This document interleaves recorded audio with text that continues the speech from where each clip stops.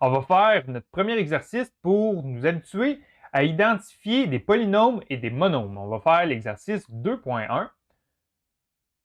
En 2.1, on a un cube et on sait que la surface du cube, l'équation de la surface du cube est donnée par 6 fois la dimension du côté au carré et l'expression du volume est donnée par c à la cube. En A, on nous demande d'identifier quels sont les degrés le degré du monôme en C qui mesure l'air et qui mesure le volume. Donc, premièrement, on va regarder l'expression de l'air ici et on veut identifier le degré du monôme. Et dans le fait, le degré du monôme, on va identifier si l'expression ici, c'est un monôme. Un monôme, c'est composé d'un coefficient, d'une ou plusieurs variables et d'un exposant naturel.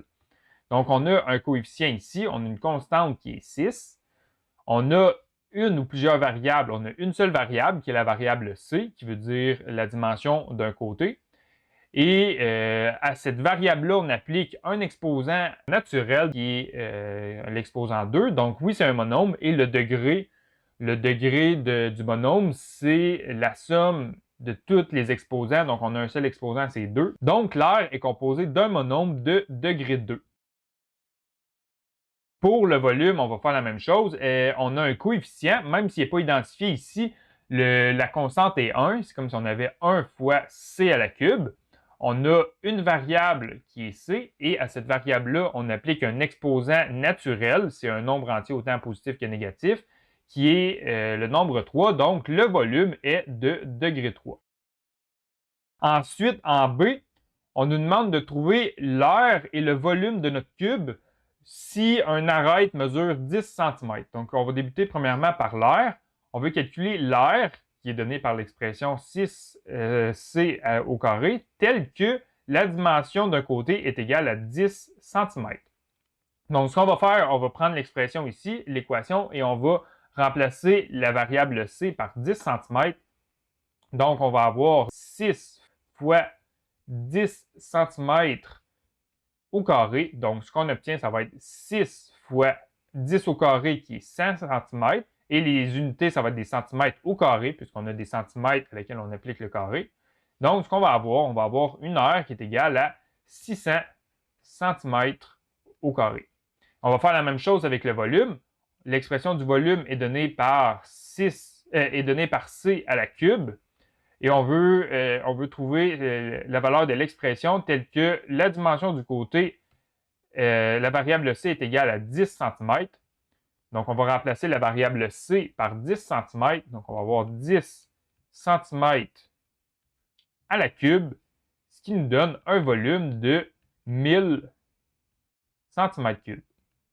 Ensuite, en C, on veut savoir si l'on double la dimension d'un côté, est-ce que c'est vrai que l'air va doubler le volume également? Donc, ce qu'on va faire, on a l'expression de l'air qui est égale à 6 fois la dimension du côté au carré.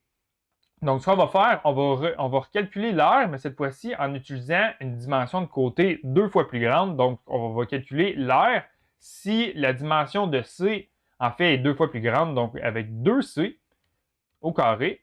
Donc, si on fait ça, on va calculer l'air qui est égal à 6 fois, entre parenthèses, 2 au carré fois C au carré, grâce à la propriété des exposants. Donc, on va avoir l'air qui est égal à 6 fois 4 fois C au carré.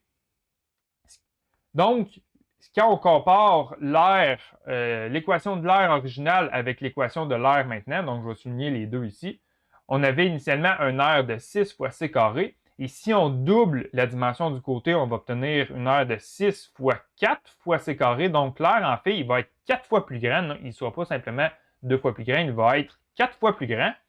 Et pour le volume, l'équation du volume est donnée par C à la cube. Donc là, on veut calculer le volume si l'on double la dimension du côté. Donc le volume avec un côté 2 fois plus grand, on va calculer le volume avec un côté qui est égal à 2C. Donc 2C à la cube. Ça, c'est égal à calculer 2 à la cube fois C à la cube. Donc 2 à la cube, c'est 8. Donc le volume, ça va être égal à 8 fois C à la cube. Donc, si l'on double le côté, on va comparer nos deux équations de volume ici. On avait l'équation du volume initiale, c'était C à la cube, Mais si on double la dimension du côté, on va obtenir un volume qui est égal à 8 fois C à la cube. Donc, en fait, le volume il va être 8 fois plus grand. Donc, c'est pas vrai que l'air et le volume doublent si on double la dimension du côté. En fait, l'air va être 4 fois plus grande, tandis que le volume, il va être 8 fois plus grand.